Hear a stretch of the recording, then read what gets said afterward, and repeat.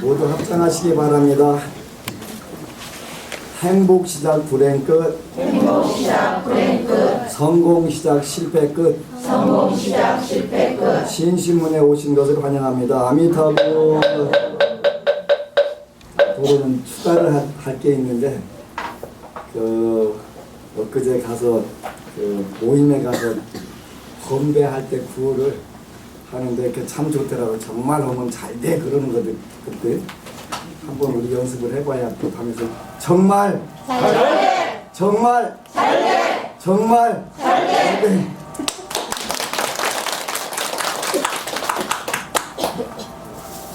살면서 불교도 마찬가지고 모든 종교나 신앙이 근본적으로는 우리 인생을 풍요롭게 만들기 위해서 필요한 거잖아요. 그렇게 하면서 이제 불교라고 하는 종교는 좀 더 출세한 법이 있는데 현재 우리에게는 뭐 크게 필요가 없는 것인데 이제 언젠가는 여러분들도 그런 출세간법이 필요할 때가 와서 반야의 세계, 지혜의 세계 이런 부분들이 필요하지요. 이제 불교는 아무리 범위를 넓게 잡고 별의별 분리를 다 해도 결국은 계학과 정학과 해학, 계정의 삼부로학을 벗어나지 못하기 때문에 벗어날 수가 없죠. 그래서 우리가 계정의 삼학을 공부를 하는 이유는 우리가 현실에서 잘 살고 또 그 바탕으로 해서 출세간의 세계까지 더 나간다면 그건 가장 좋겠죠. 근데 이제 불교라고 하는 종교는 스리랑카에 어느 스님이 글을 쓰셨는데 거기에 이제 영국의 유명한 비교 종교학자가 글을 썼더라고요. 스리랑카에서 30년 동안 교수 생활을 했는데 불교처럼 다양한 차원을 가진 종교가 참 드물다 그런 얘기를 하면서 왜 드무냐 그랬더니 하여간 모든 사람들이 자기 수준에서 부처님을 믿고 또 부처님을 공부하고 하잖아요. 그건 뭐 당연한 것인데도 불구하고 아주 광범위하게 자기 수준에 맞는 각자 맞는 불교를 실천을 하더라. 뭐 그 잘못된 것은 아닌데 이제 우리가 세계적으로 점차 배워나가야 될 필요들이 있는 부분들이지요. 그래서 정말 대승불교로 오면서부터 더 많은 신앙들이 생겼어요. 그죠? 초기 불교 때는 관세음보살 신앙도 없었고 지장보살 신앙도 없었고 문수보살이나 보현보살에 관련된 신앙도 없었는데 점차 세월이 흘러가면서 우주 법계에 부처님의 교화를 도와주시는 보살님들이 계시고 또 그 보살님들은 육바라밀을 수행을 해야 되지. 그 전 단계에 벽지불이라고도 하고 독각 또는 연각 이렇게 표현하는데 전문적인 용어들인데 그렇게 벽지불이 나오고 또 지장경에 부처님이 안 계실 때는 나하니 그랬으니까 아라한이 나오셔가지고 또 우리 중생들을 이롭게 하고 후원을 해주시고 이런 부분들이 많이 있어요. 그래서 오늘날은 총체적으로 한국 불교가 많이 헷갈리고 어려운 상황인데 각자 스님들마다 나와가지고 자기 이야기를 하고 부대롱으로 본인이 본 부분만 맞다고 또 주장들을 하니까 답답하고 폭폭한 부분들이 많이 있지.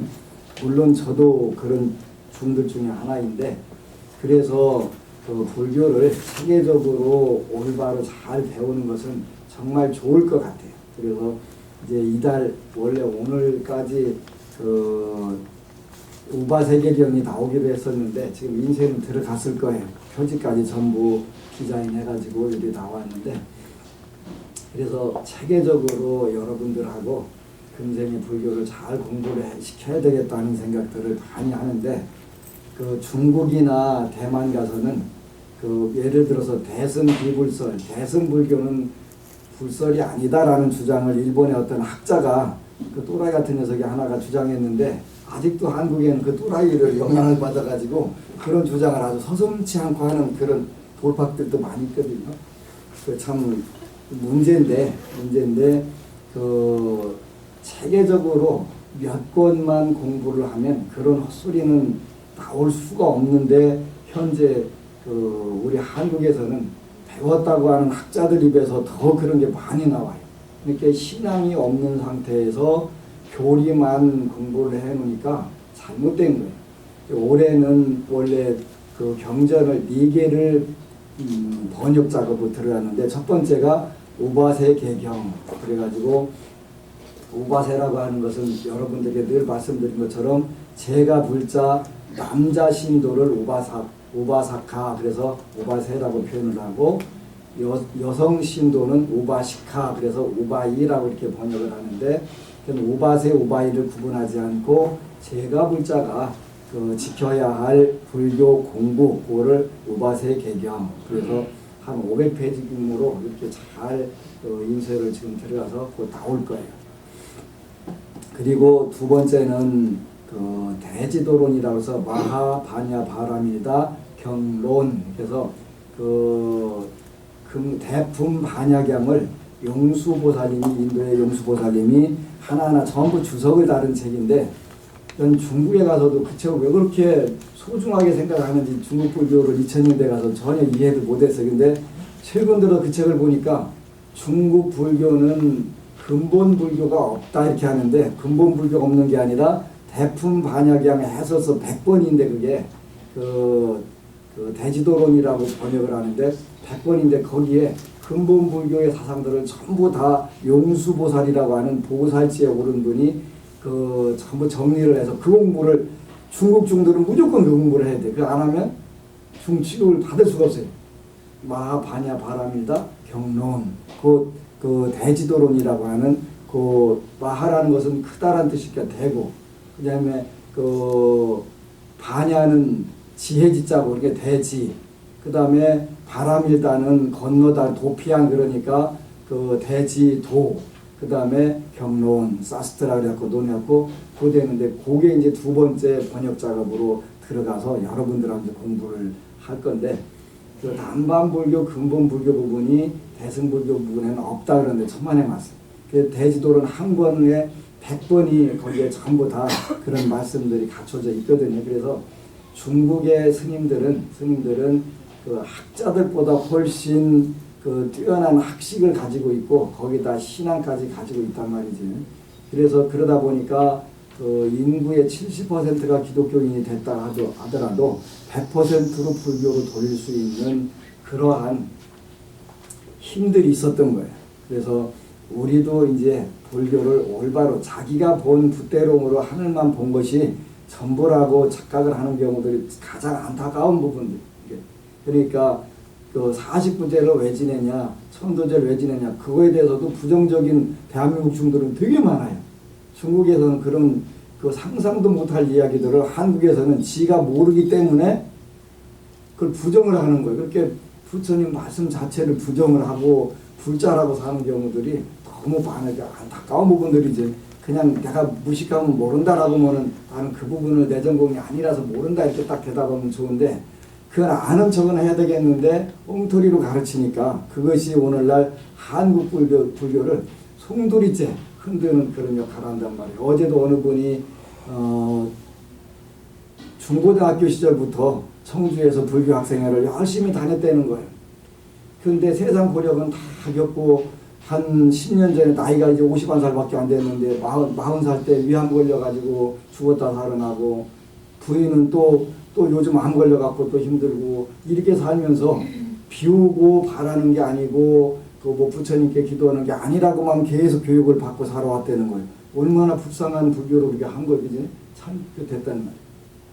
지난 목요일 날은 그 바쁜 날은 또 꼭 더 사람 그 손님들이 많이 오잖아요. 부산에서 이제 4시 비행기를 타야 되는데 그날은 또 10대 명이 와서 기다리는 거예요. 근데 개운하게 딱딱 물을 것만 탁탁 잘라주니까 그것도 좋기는 한데 수입은 그냥 그대로 많이 늘어나는데 괜찮대. 그래서 앞으로는 4시 비행기를 자주 타야 되겠구나 하는 생각을 했는데 한 불자가 와가지고 본인도 학창시절부터 불교를 그렇게 열심히 믿었는데 도대체 왜 저는 한 번도 내가 좀 잘 산다는 생각이 안 들을까요? 그 질문을 하는 불자가 왔더라고요.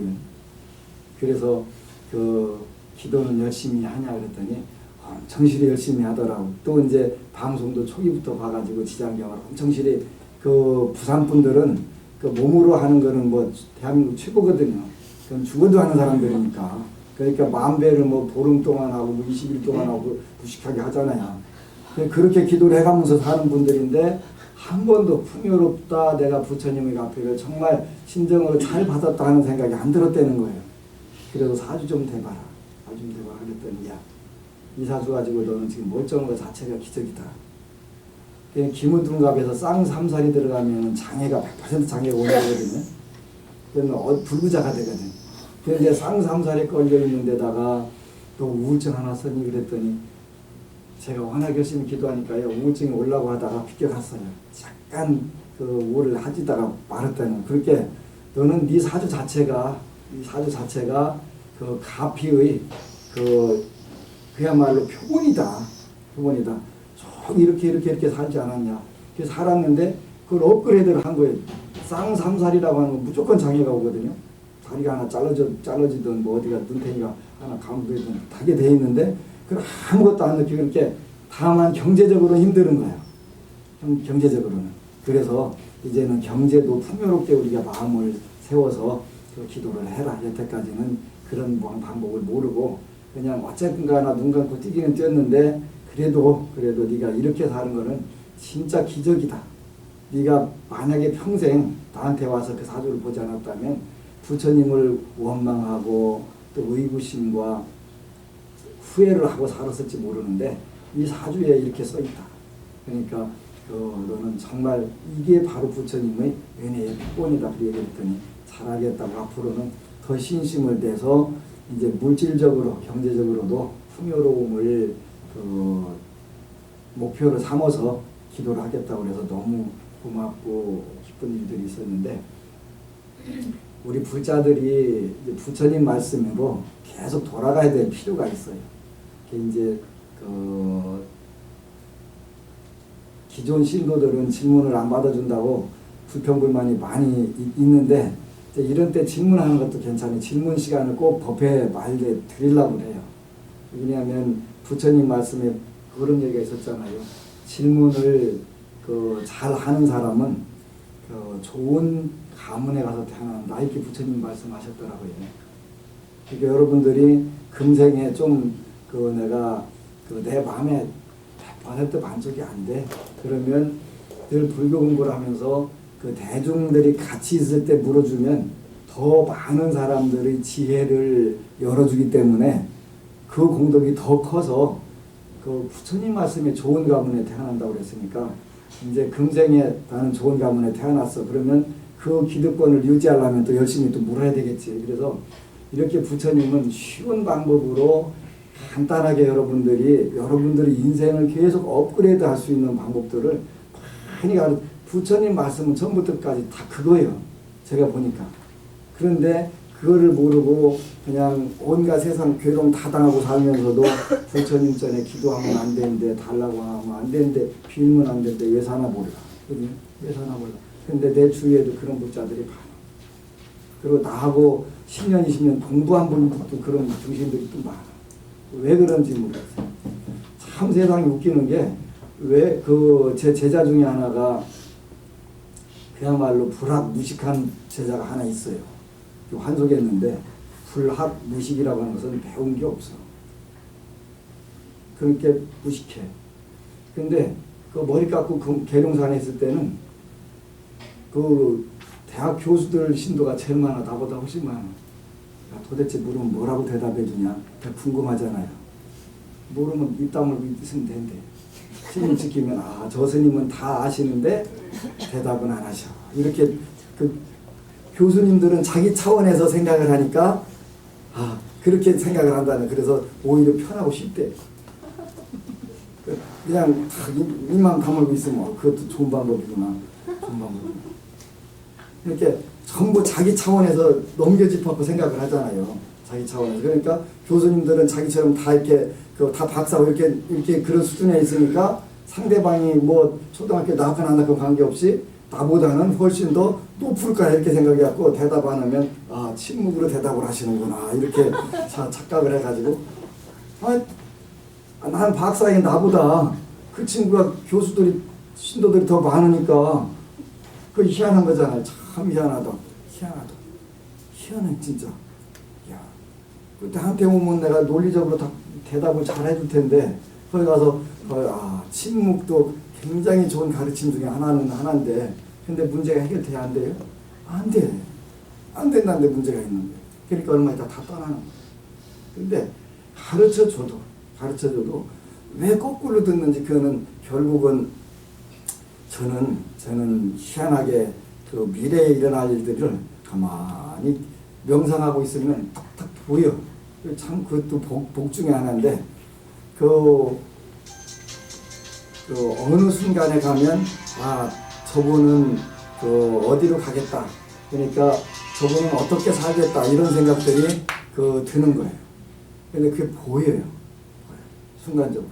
그래서 안타깝기도 하고 어떻게 하면 그거를 금생의 복을 많이 져가면서 최대한 인생을 복을 줘서 업그레이드를 시킬까 그 고민을 하는데 그게 그렇게 안 돼. 복이 없으니까 그만치 가갖고 그냥 미끄러져 버리는 경우들이 있어요. 안타깝잖아요. 안타까운 거예요. 그래서 복을 지어라 하는 것은 선인들을 지어야 되는데 좋은 인연들을 자꾸 짓는 수밖에 없잖아요. 근데 제가 법문 중에서 어려운 건 하질 않아요. 그죠? 단순해요.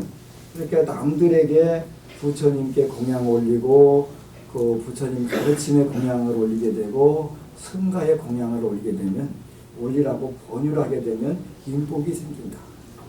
자기가 공양을 올리게 되면 재물복이 생긴다. 이거보다 쉬운 인생 업그레이드 방법이 어디가 있어요. 근데 아무리 귀를 갖다 도라이바를 하다 그냥 뚫든가 그냥 귀를 갖다 뚫어도 알아들어요? 못 들어요? 못 알아들어. 못 알아듣는데 이게 아주 진짜 폭포하고 답답한 거 그지? 근데 나한테 무슨 가지고 오라는 것도 아니고 돌아다니면 소년을 지으라고 하는데 그걸 안 짓는 거예요. 여러분들도 혹시 착각을 할지 모르는데 재물복을 짓지 않는 한은 절대 반복 안 해요. 저한테 재물복 지라는 거예요. 난 저한테 재물복 짓지 않아도 저는 그 금생에 전생에 복을 안 짓고 소홀히 하고 살았던 업으로 재물에 대해서 엄청나게 고통을 받고 살았고 지금도 하고 싶은 일들이 진짜 많은데 그 재물복의 한계 때문에 일단 못 하고 살아요. 그래서 여러분들의 의존하고 살고 싶은 생각이 하나도 없는 거예요. 그러니까 내 복 지어가면서 내 복을 정말 아끼고 잘 관리를 해서 할 일들이 많아요. 근데 이제 이런 부분들이 그러니까 저는 복은 없는데 운은 있어. 그래서 머리가 돌아가서 누가 이야기를 해도 나는 대안을 가지고 있는데 부산에 어느 불자가 이제 시주를 하기 위해서 지금 내가 열심히 기도를 하고 있어. 빨리 터지라고 한 20억이 금방 필요하니까. 그리고 이제 그 불자가 터지면 좀 하여튼 몇천억 단위로 터질 것 같아서 그럴 수 있을 것 같아. 그래서 지금 복에 이제 마무리돼 가고 있는데 그 의존해서 불사할 생각은 없는데 그분이 와서 그런 이야기 중국의 어느 큰 시에 시 당 서기장이 중국 불자들을 한국으로 여행을 템플스테이를 보내줄 테니까 한 번에 500명이고 1000명이고 보내줄 테니까 수용할 수 있는 장소를 물색해 달라 그렇게 저한테 그 얘기를 하는 거예요. 그런데 현재 한국에는 수용할 만한 공간이 없어요. 그래서 내가 만들어야지 어쩌겠어요. 그래서 절 안에다가 적어도 한 1000명을 수용할 수 있는 호텔을 하나 지어야 되는데 바쁘다니까. 그래서 근데 중국의 어느 분이 그 한여름철에 한국하고 그 아시아나 직항 비행기를 그러니까 오대산 중국 오대산 대동이라는 데서 그 따동이라는 데서 이제 그 띄워가지고 부자가 된 중국인이 있더라고요. 계속 한국으로 그 쇼핑 요 비행기를 전세 비행기를 아시아나 띄워가지고 한 여름 한 해 동안 뛴 거 가지고 아주 재벌이 된 분이 있더라고요.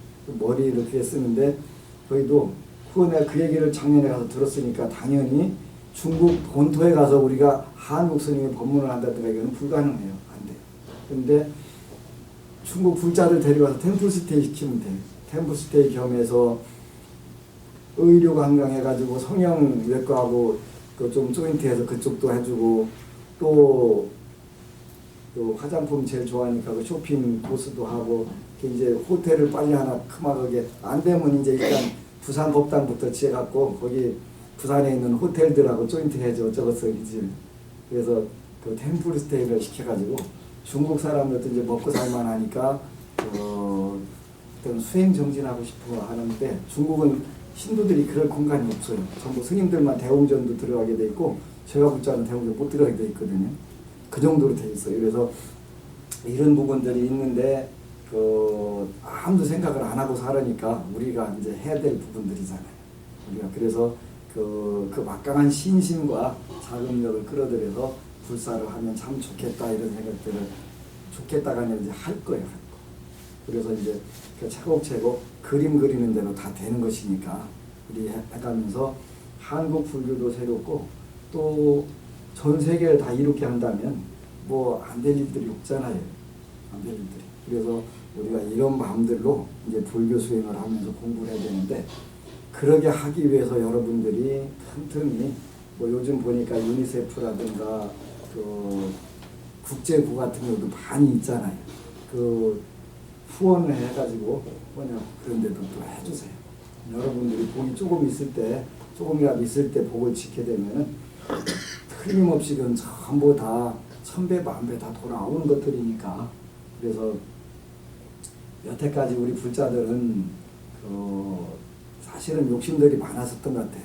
사회도 돌보지 않고 오로지 자기 소원 성취하는 거 하나에만 집중을 하고 살다 보니까 불자들은 사회 봉사 활동 안 한다.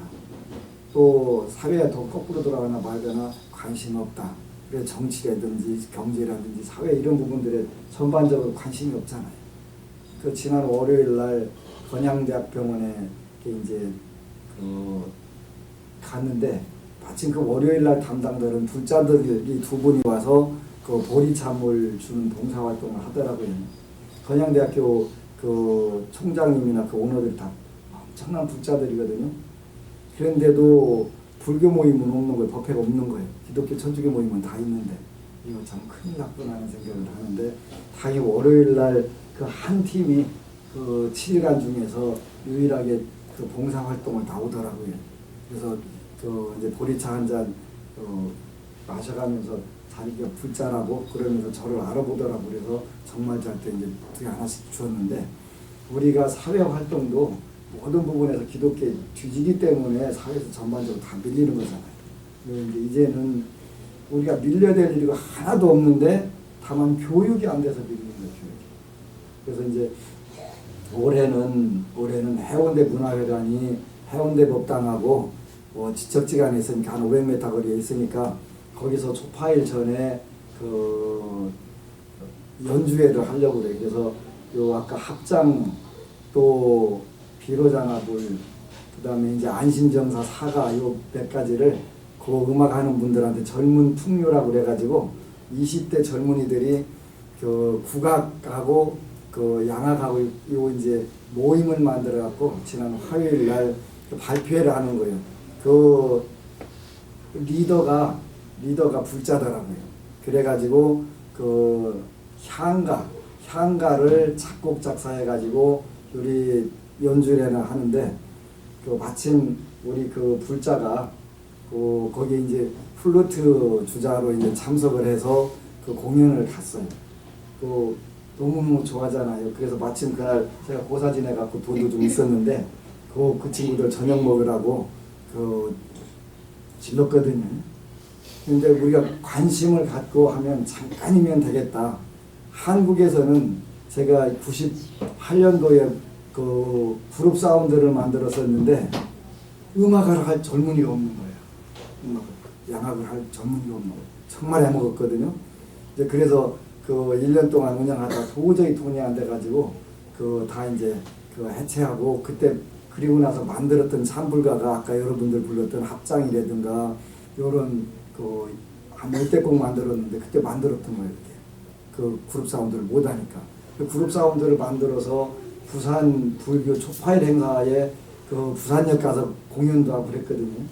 그 훈련소 가서 공연도 하고.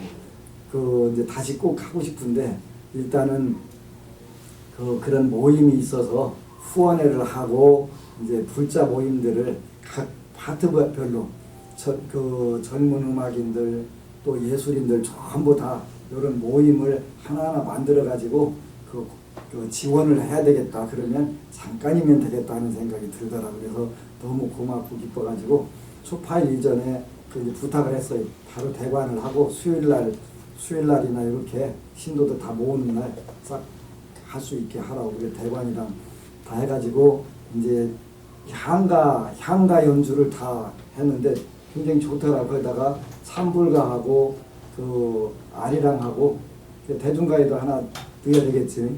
제가 좋아하는 게 그 두 가지인데 사람이 꽃보다 아름다워 가야금으로 연주하면 괜찮을 것 같아. 그거 하고 사랑으로 뭐 이런 거 그 몇 가지 넣어가지고 1시간 반 정도 하는데 너무 멋져서 내년에는 예정이 세종문화회관 대관 해가지고 이 친구들 1년 동안 자교육시켜가지고 우리가 초파해지는 공연하고 뭐 어려울 게 하나도 없어요. 그죠?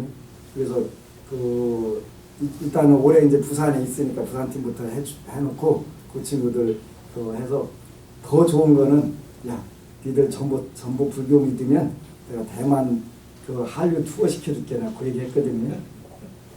우리 그 4대 대찰 그 행사 있을 때 이런 때 가가지고 탁 데려가서 한국 그 이제 중국 음악도 하나 배우라고 해야지 천밀밀 그 괜찮잖아요. 그래서 그 천밀밀 해갖고 또 가야금으로 그것도 매력 있을 것 같아. 그래서 이렇게 좀 전부 다 이제 아주 요즘에 그냥 아이디어가 막 쏟아져 나오니까 그렇게만 딱 시키면 건 무조건 히트 치는 거 히트 치지 말라고 빌어도 히트 치게 되잖아요. 그래서 불광산 사랑 이런데 정월달 같은 때 또 불타기념관에서 또 공연할 수 있는 거 비용 얼마 안 들이면 되거든. 중국 본토도 마찬가지로 그렇게 해주고 그래서 이왕에 뭐 세계적으로 띄워놓고 이게 하면 되는 거니까 비용 얼마 안 들어. 옛날 같으면 돈 비용 때문에 안 들었는데 젊은 친구들 키워서 불자로 키우고 또 훌륭하게 또 한류에 우리가 불교가 적극적으로 앞장설 수 있는 그런 부분들 되니까 뭐 얼마나 좋은 거예요. 그래서 이런 부분들이랑 이제 차곡차곡 하나 다 할 때가 됐구나 하는 생각이 들어요. 그 너무너무 기쁘더라고요. 그걸 보면서 전 공연 처음 그때 난생 처음 가봤거든요. 제가 공연을 해봤어요. 저는 그 98년도에 그룹 사운드 만들어갖고 대전 시민회관 5월 8일날 그 대전 시민회관에서 공연을 했거든요. 그룹 사운드. 그래가지고 이제 마지막 곡이 사람이 꽃보다 아름다워 했어요. 그렇게 하고 그 뒤에 제가 나가는 거 있거든요. 그 디지털 혼이라고 하는 일본 악기가 있는데 지금은 고장 나가지고 소리가 안 나서 집에다 벌써 10몇 년 됐으니까 그 디지털 혼은 6가지 소리가 나오는데 그 색소폰 소리도 나오고 뭐 플루트도 나오고 트럼펫도 나오고 다 6가지 종류 나오는데 이제 그 색소폰 소리로 그 어머님 은혜하고 그 다음에 부처님께 바칩니다 하고 관세음 보살 그 세 곡 제가 불렀거든요. 이제 마지막 부른 게 어머님 은혜 불렀는데 난 그룹 사운드 음악이 그렇게 재밌는지 몰랐어요. 스님들도 되게 많이 몇십 명 오셨는데 이 양반들이 제일 앞줄 앉았는데 일어나고 춤추고 막 난리가 났네. 그렇게 좋아하는 거예요. 야, 그 라이브 음악이라는 게 그렇게 매력이 있는 거잖아요. 그래서 그러고 나서 이제 어머니 마음을 쫙 그 은혜를 불렀는데 제일 마지막 곡으로 불렀는데 나오다 보니까 신도들 그 관객들 눈탱이가 전부 막 벌거녀갖고 퉁퉁 부서 왜 그러냐고 그 3절까지 부르는 사이에 그 어버이날이니까 어버이를 생각하고서 왕창 타고 울어가지고 분탱에 펄럭이게 그참 효과 괜찮더라고요. 괜찮더라고요. 그 사진이 있었는데 지금 그 사진이 어디로 갔나 모르겠어요. 그래서 그런 그걸 해봤는데 그래서 이제 이런 걸 해야 되겠다고 청소년 포교하려면 그런 음악보다 더 빠른 게 없잖아요. 좋은 게 없잖아요. 그래서 그 이제 그 지금은 일단 관망을 해가면서 일단 있는 모임들 지원부터 해가지고 그래서 이제 예술인 그 불자 모임들을 이렇게 부산부터 엮어나가가지고 이제 일단 그쪽이 빠르니까 그 다음에 또 여러 방면에 그 부산은 그 불자들 모임들이 많더라고요. 그 뭐 다도인 모임도 있고 또 사진가 모임도 있고 그래서 한 두 사람만 모이면 무조건 그 모임을 만들어서 이제 지원을 해줘가면서 길러야 되겠다 하는 생각들을 하고 정말 기뻤어요. 그래서 이제 올해는 그 시간이 얼마 안 남아서 5월 첫 번째 수요일이나 요때쯤 5월 첫 번째 수요일이 5월 8일이니까 그때밖에 없네. 빨리 그 대관을 하라고 해야 되겠네. 그 이제 그렇게 해가지고 그 지원을 하면서 기르면 잠깐이면 잠깐. 왜냐하면 불교적 심성이 아직 남아있기 때문에 금방 불교로 돌아올 수 있는 그런 사람들이 많으니까 그렇게 꼭 해야 되겠다라고. 그래서 기뻤어요. 그래서 내년에는 2014년도에는 세종문화회관 미리 지금부터 대관을 해놔도 괜찮겠지. 대관해서 그렇게 하고 이제 나중에는 월드컵 경기장이나 올림픽 주경기장 대관해가지고 이제 같이 초파일 행사를 단독으로 할 수 있도록 그렇게 할 거예요. 그렇게 하지 않으면 한국 불교가 지금 너무 거꾸로 가는 부분들이 많고 그래서 이제 정말 이제는 조직적으로 또 체계적으로 그런 교육들을 시켜나가고 제일 중요한 거는 이제 열린 마음의 불자들이 많이 나와야 되는데 우리 열린 마음의 세계라고 하는 것은 지난번에 BTN에서 얘기한 것처럼 부처님께서 그 열린 마음으로 오늘날 말하는 글로벌 시대에 맞는 마음을 갖고 살으라고 이렇게 말씀을 하셨는데 그게 뭐였냐면 다시 복습을 하자면 첫 번째는 우리가 정말 행복하게 잘 사는 모습 또 사회적으로 행복하고 성공하고 하게 사는 모습 이 모습의 첫 번째가 뭐였냐면 계급과 인종 피부색을 따지지 않고 산다 그런 거였단 말이에요. 그래서 계급이나 인종이나 피부색을 그런 걸 무시하고 살아라 이렇게 하셨단 말이에요. 그런데 우리 불자들은 어제도 이야기한 것처럼 카페에다가 스님이 입은 홍가사가 마음에 안 들어서 스님 법문을 안 들으려고 돌렸는데 어떻게 하다가 코가 껴가지고 스님 팽이 됐습니다 이렇게 글을 썼더만요.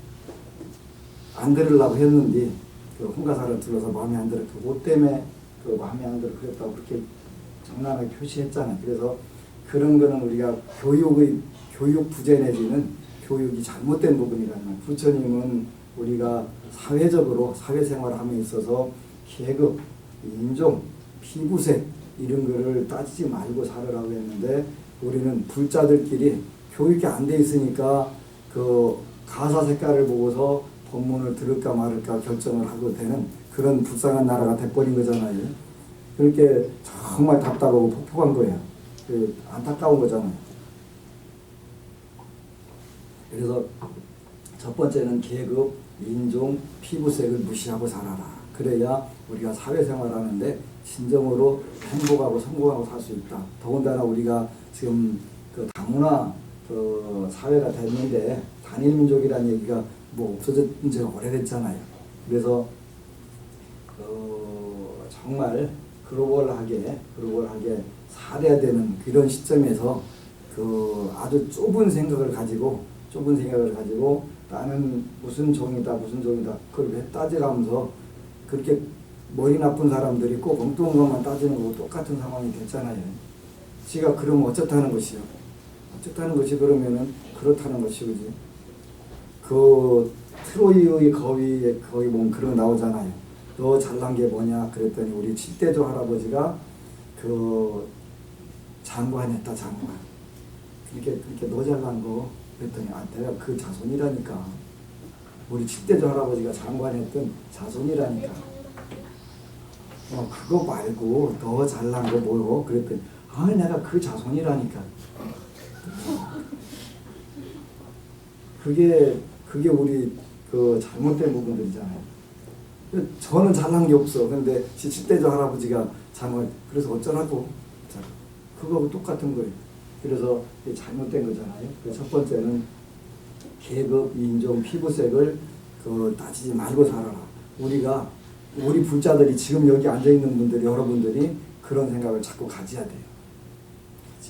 그래서 뭐 필리핀에서 왔든 베트남에서 왔든 서독에서 왔든 간에 그런 걸 따지지 말고 똑같이 대할 수 있는 그런 마음 자세를 자꾸 우리가 훈련하고 연습을 해야 돼요. 그래야 여러분들이 다음 생에 어디를 가든지 환영을 받게 되고 좋은 가문에 좋은 곳에 태어나게 되잖아요. 참 중요한 거 쉽지 않아요. 그죠? 피부색을 보고 사람을 판단하고 다 그거 하게 돼 있잖아요. 근데 계급, 인종, 피부색 그거 무시하고 살아가야 돼요.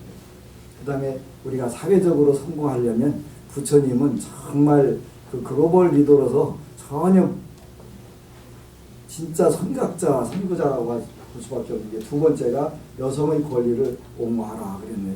여성의 권리를 옹호하라. 인류 역사상에 이런 스승이 없었어요. 이 인류 역사상. 더군다나 2600년 전에 히말라야 저쪽 네팔에 우리 부처님께서 촌놈이셨거든요. 그런 촌분이 이런 생각을 어떻게 하셨겠어요? 부처님이기 때문에 가능한 거죠. 오늘날도 이슬람 사회는 여성은 개떡으로 알아라 그래가지고 그냥 잔뜩 난 그 사람들 밥 어떻게 먹나 그게 궁금해서 그러니까 다 들러쓰고 이렇게 살아서.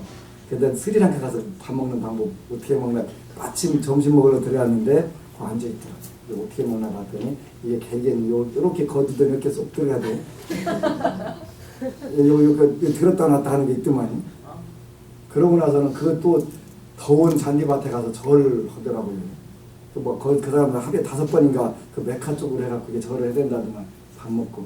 근데 그 딸내미들만 애기 되게 이뻐요. 그 인형 같아요. 그 아랍 애들이 이쁘잖아요.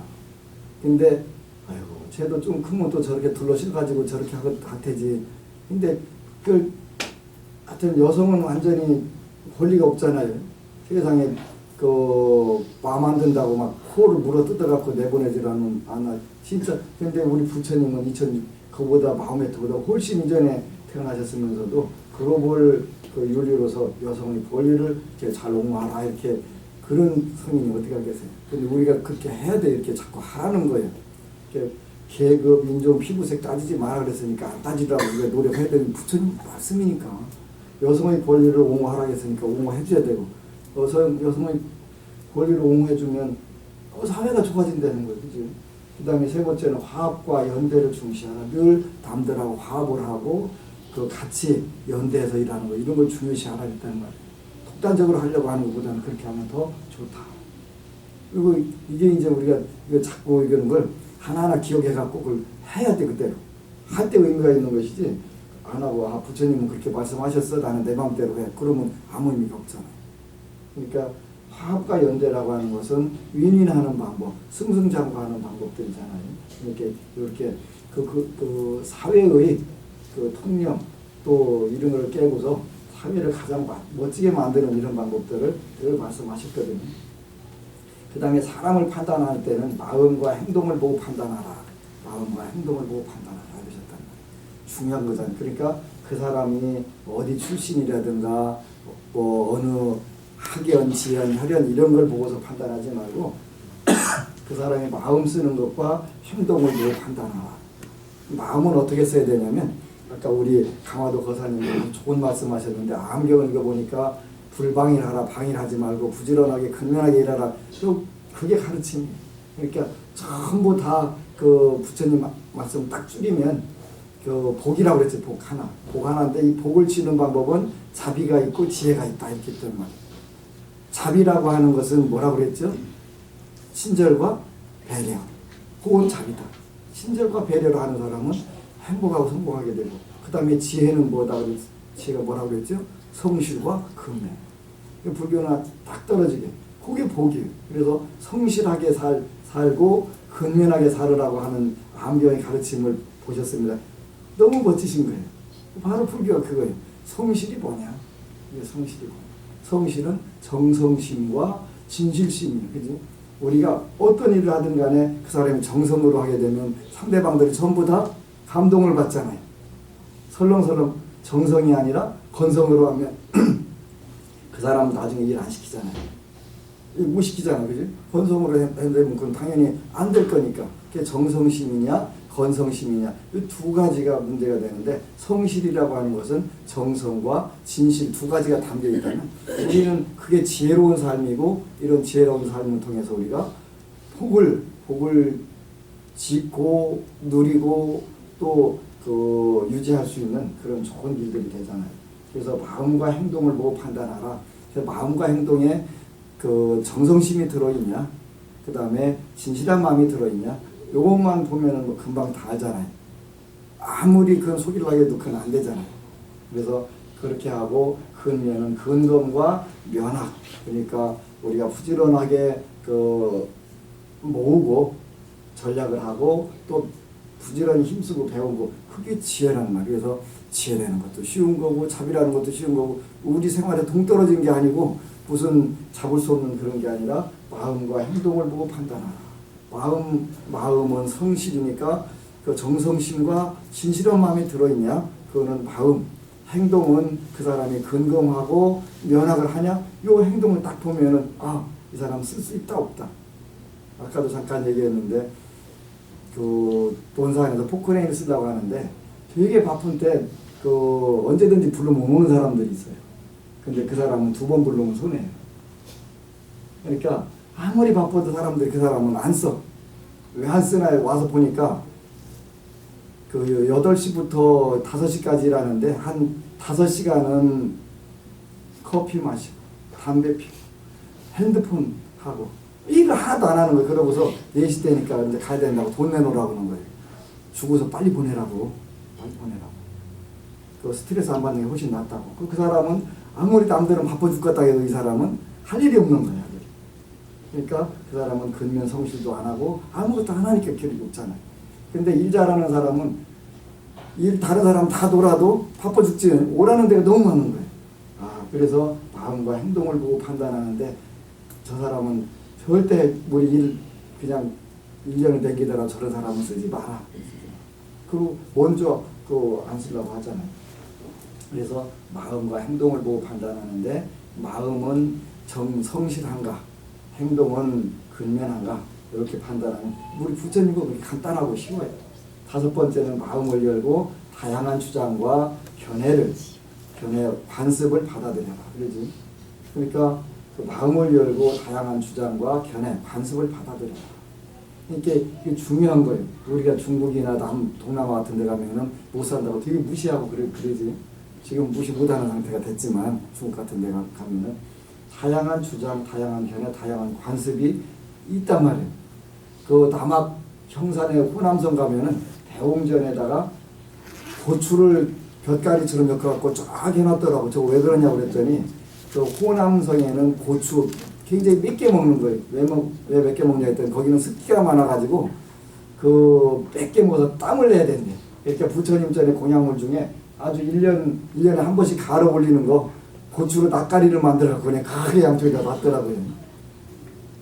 그 일본 가면 또 달라요. 일본은 고추로 해놓은 게 아니라 대웅전 부처님 옆에다가 정종 술, 일본 와인 갖다가 선대미 같은 거기다 공양 올린 분 다 이름 적어가지고 그렇게 올려놨더라고. 저거 왜 그러냐 했더니, 일본에서는 절 안에서 그 곡차하는 거는 괜찮대. 나가서 먹으면 안 된대, 춤들이.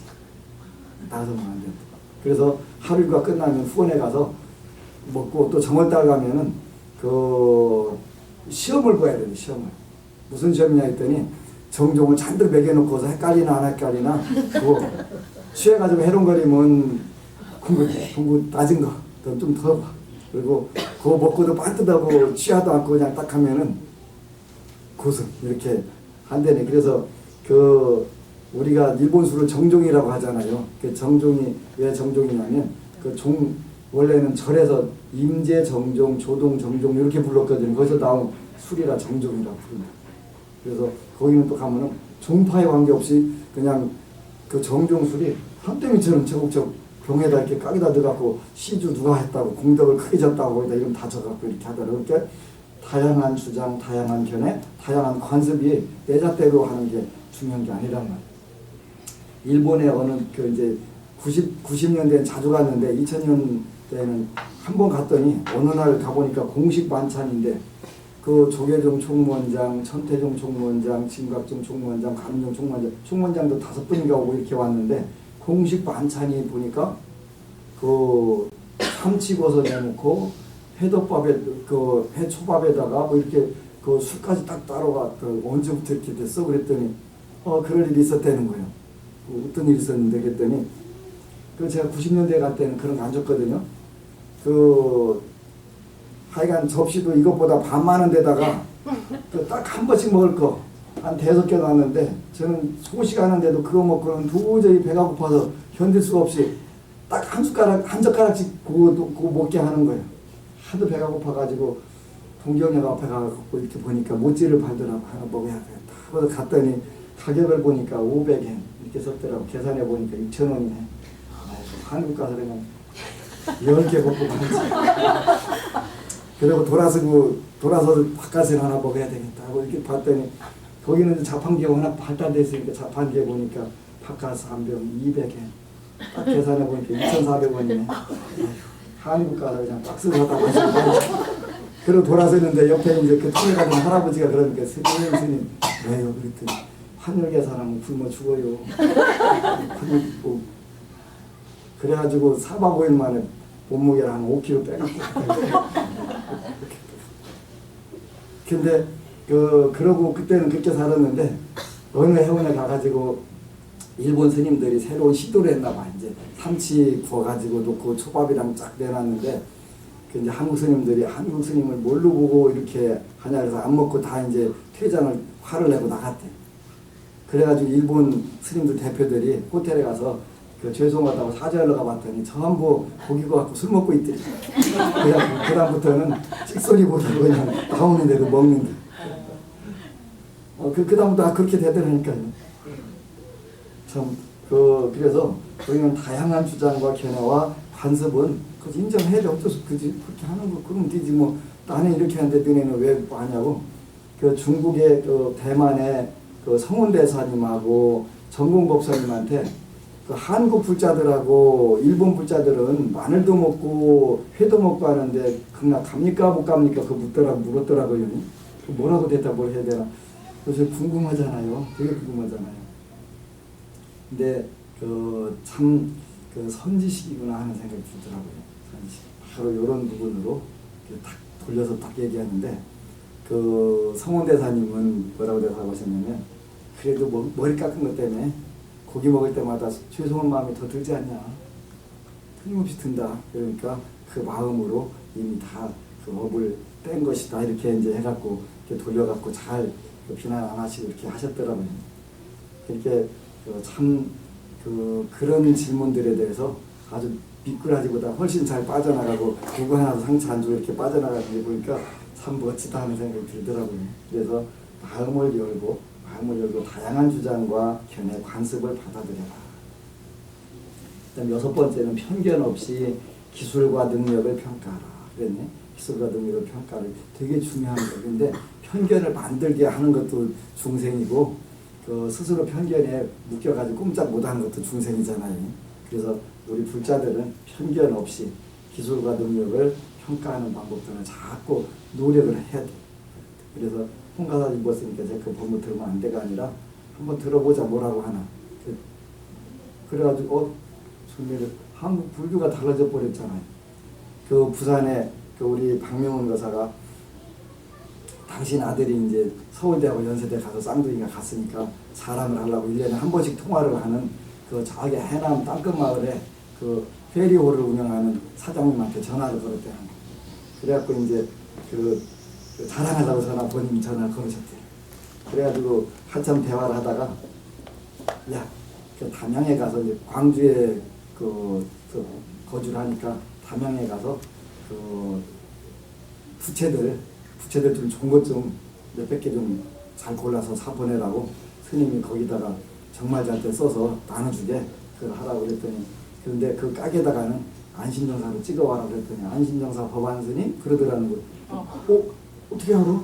그랬더니 잘 알아요, 잘 알아요. 근데 처음에 법문 듣는데 그 무당 같다고 했대. 그래서 너 그 얘기 와서 또 불안해서 너 죽는 줄 알고 저때 그 얘기는 하지 말고. 근데 듣다 보니까 쏙 빨려 들어가가지고 자기가 팬됐다고 안심명사 하니까 안심명사 법안스님 어떠라네. 그러니까 땅끝마을에서도 알고 또 하여튼 영국에서도 알고 하니까 그 괜찮은 거예요. 근데 이제 이 편견을 깨기가 그렇게 아직도 편견을 가진 분들이 많이 있어서 완전 깨는 때를 확실히 깨가지고 잘 해야 되겠지. 그래서 더 노력을 하고 더 기도를 하고 해서 뭐 신도님들한테 불자들에게 또 모든 사람들에게 그 이로운 걸 주면 뭐 믿지 말라고 하더라도 될 거 아니에요. 그래서 중요한 부분은 편견 없이 기술과 능력을 평가하라. 제가 마이너리그기를 참 잘한 거예요. 제가 메이저리그였다면 진짜 싸가지 없을, 저보다 더 싸가지 없는 인간이 없었을 거예요. 그지? 마이너리그니까 였으니까 편견 없이 기술과 능력을 평가하라 이런 것도 얘기하지. 내가 메이저리그였으면 그냥 태고정 중대를 가능한 까르 뭉개라 이렇게 했을 거 아니에요. 걔도 맨날 그렇게 교육 시키니까 이렇게 이것도 내가 큰 복이구나, 더 없는 복이구나 하는 생각이 들더라고요. 교만한 것은 독이라고 하는 게 독이라는 게 3독 5개 중에서 제일 무서운 게 교만만인데, 근데 그거를 내가 하도 무시를 당하고 그러다 보니까 그걸 잘 적어도 내가 교만한 것들은 뛰어넘을 수 있겠구나 하는 생각을 한 거니까 얼마나 멋진 것이지.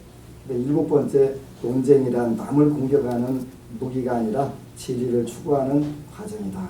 논쟁으로 남을 이기려고 하지 말고 그 진리를 추구하는 멋진 토론 방식으로 바꿔라. 이렇게 부처님은 사회생활을 가장 잘하는 방법을 이렇게 조목조목 다 말씀을 해주셨어요. 그러니까 우리가 이렇게 사는 데, 그래서 첫 숟가락에 배부를 수는 없지만 하다 보면 어느샌가 다 되는 거잖아요.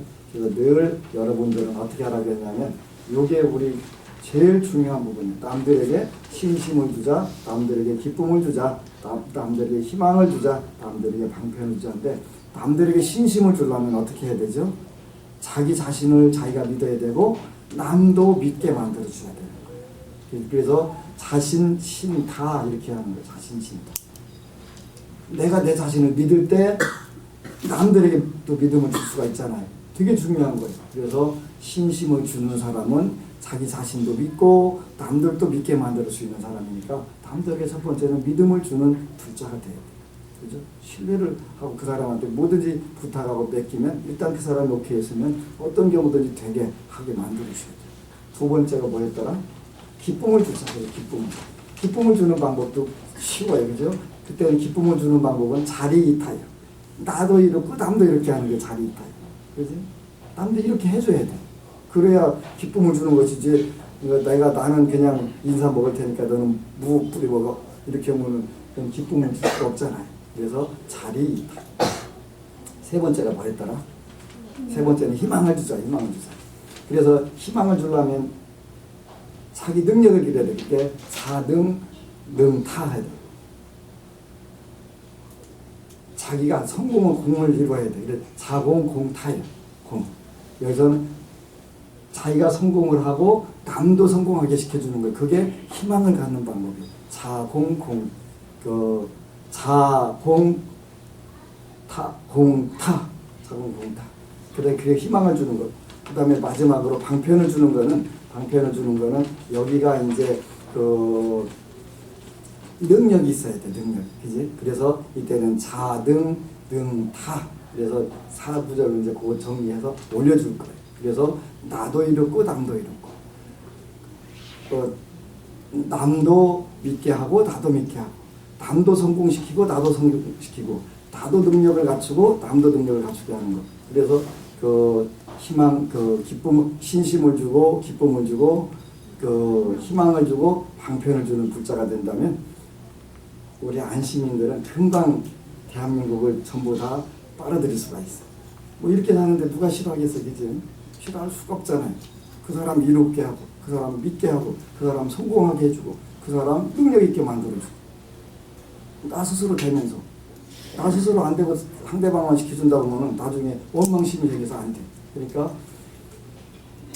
나도 믿고 남들도 믿게 해주고, 나도 이롭고 남도 이렇게 해주는 걸 기쁨 주고, 나도 성공하고 남도 성공시켜가지고 희망을 주고, 나도 능력을 배양하고 남도 능력을 배양시켜가지고 방편을 주고 하실 수 있겠지? 네. 정말? 네. 정말? 잘 돼. 정말? 잘 돼. 정말? 잘 돼.